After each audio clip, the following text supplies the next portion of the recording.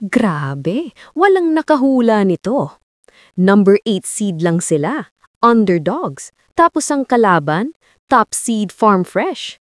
Pero alam mo ba ang resulta?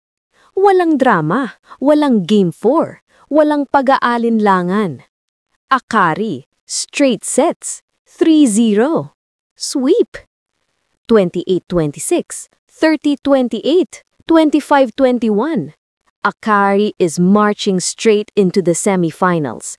Parang sila na pa yung top seed kung gumalaw. So ang tanong, ano ang nangyayari sa Farm Fresh at paano biglang nag-level up ang Akari sa pinaka-importanting laban ng season? Tara, i-breakdown natin. Sa PVL Reinforced Conference, pag knockout round na, wala nang next game, wala nang bounce bukas. Panalo ka, tuloy ka. Talo ka, uwi na. Ligwak ka na agad. At sa araw na to, isang team lang ang mukhang handa sa pressure. At yun ay Akari Chargers.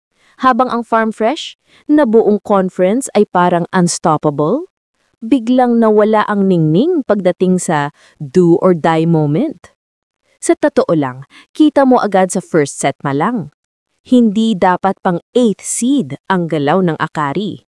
Ang kumpiyansa nila, pang playoffs talaga.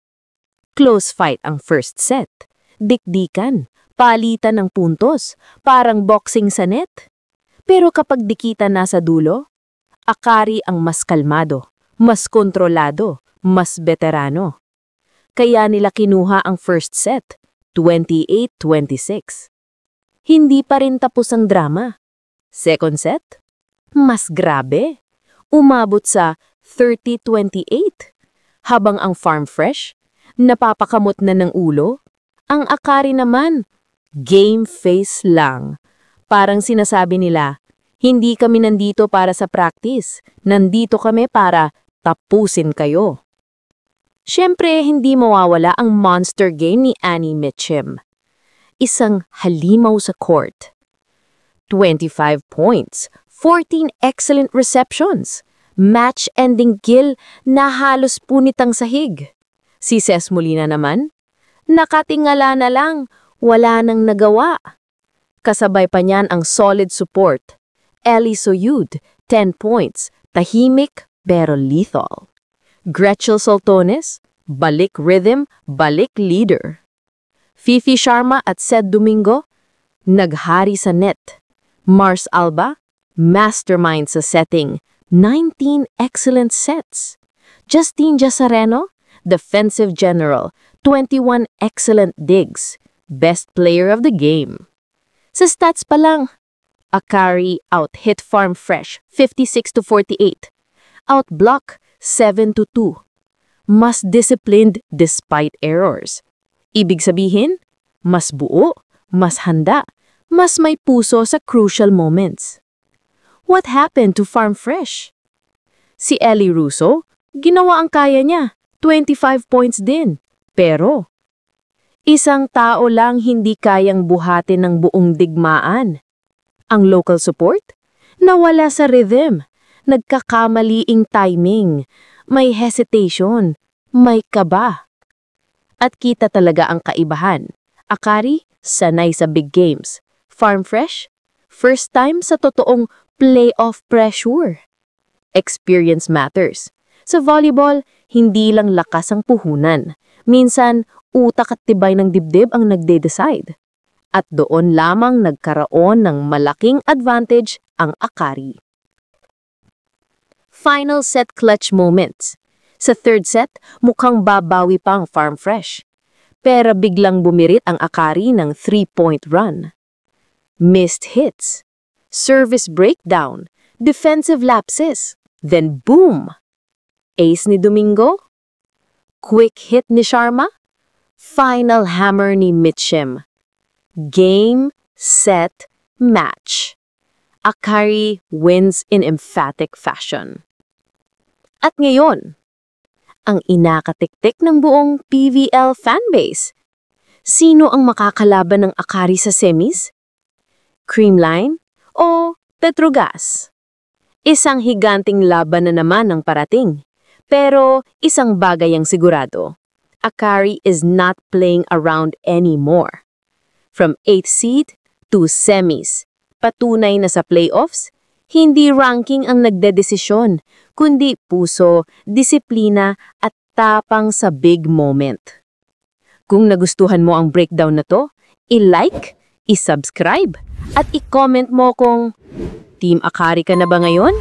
O Foxys pa rin ang puso mo?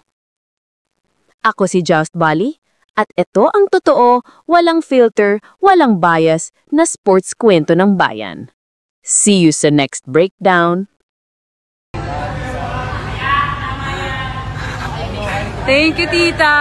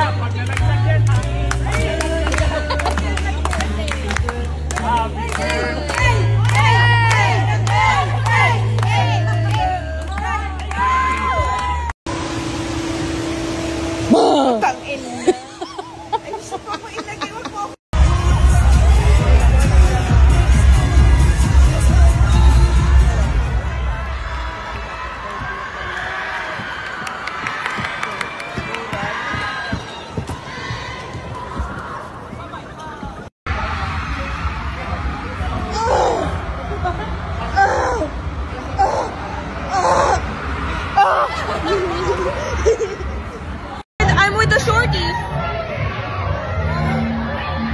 Totoo talaga. Ganito talaga ang life ko. Ano ba? Isisip ko yung ginapanjaman ulit ako. Grabe ko yung iluha ng bebe. Ayun, isa pa. Andito pa si Alisa J. Santiago. Sobra ka na. Lungsod na kami ay mabibisita po ninyo. Mapapasaya ninyo ang nakilagay.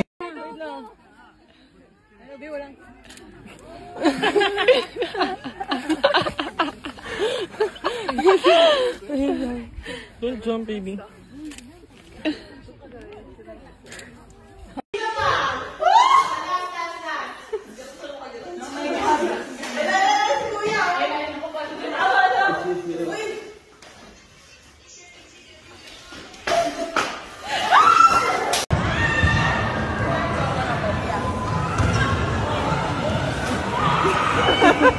Kung totoo, ano ko nung meron eh.